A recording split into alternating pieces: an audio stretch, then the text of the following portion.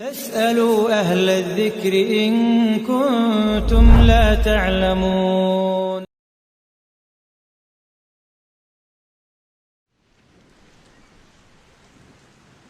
Assalamualaikum warahmatullahi wabarakatuh. Alhamdulillahi ala ihsanih wa syukru lahu ala taufiqihi wa amtinanih wa asyhadu an la ilaha illallah wahdahu la syarikalah ta'ziman li syanih wa asyhadu anna Muhammadan abduhu wa rasuluhu ad-da'i ila ridwanih sallallahu alaihi wa ala alihi wa ashabihi wa ikhwanih. Amma ba'du.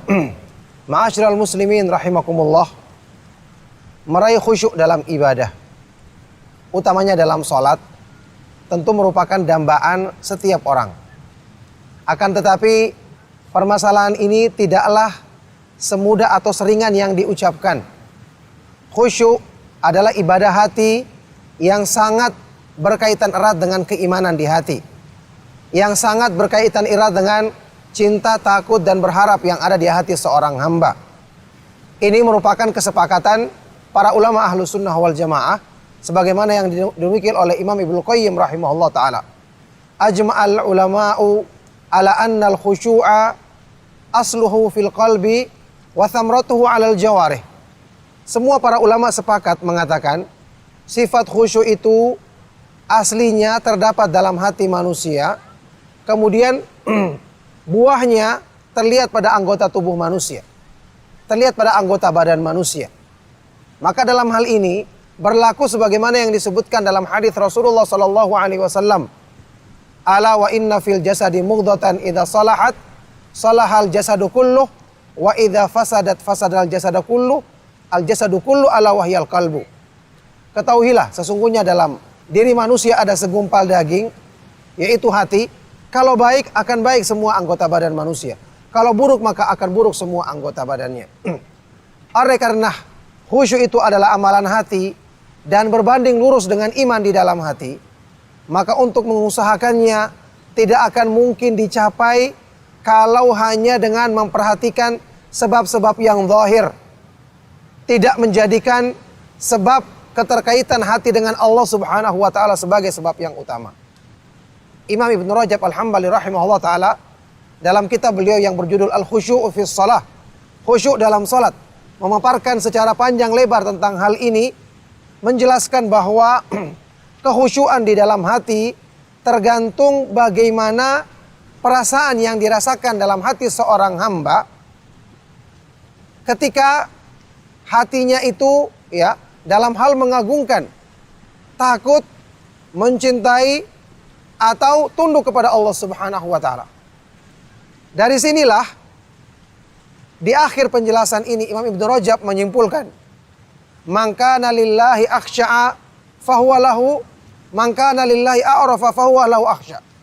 Barang siapa yang dia itu lebih mengenal Allah, maka pasti dia lebih khusyuk dalam ibadahnya kepada Allah Subhanahu wa taala.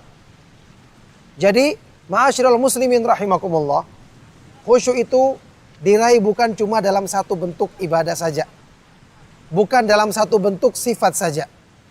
Tidak mesti orang yang khusyuk itu harus terlihat menangis dalam sholatnya, harus terlihat takut dalam sholatnya.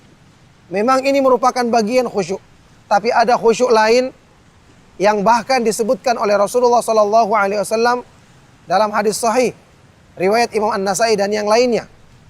Rasulullah sallallahu alaihi wasallam bersabda, wa ju'ilat qurratu aini fis shalah, dijadikan kesejukan hatiku, penghibur bagi jiwaku ketika aku menunaikan salat.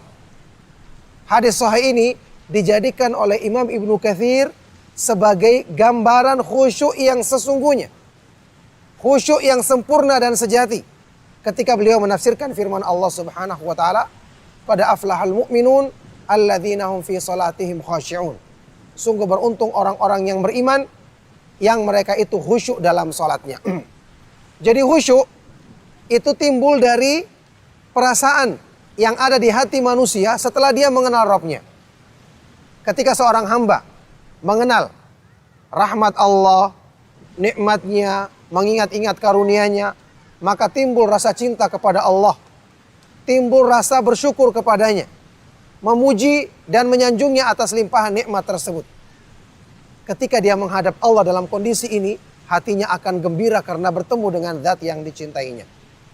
Begitu pula ketika seorang hamba hatinya sedang diisi dengan rasa takut kepada Allah ketika membaca ancaman-ancaman azab Allah, kemahakuasaan Allah untuk mencabut hidayah dari siapapun yang dikehendaki, timbul rasa takut, rasa tunduk.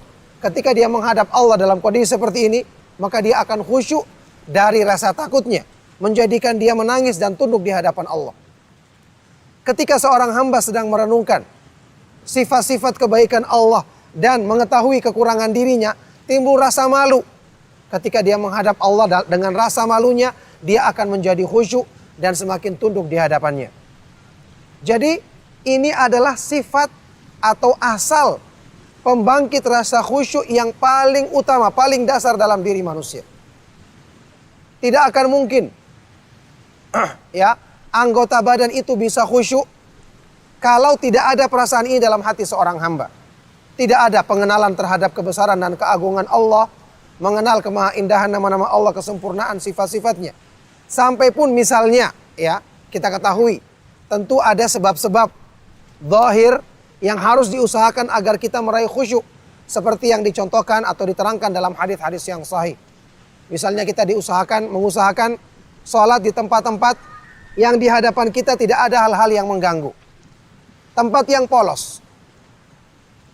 Ini akan bermanfaat kalau di hati sudah ada asal sifat khusyuk tadi, yaitu mengenal kebesaran dan keagungan Allah.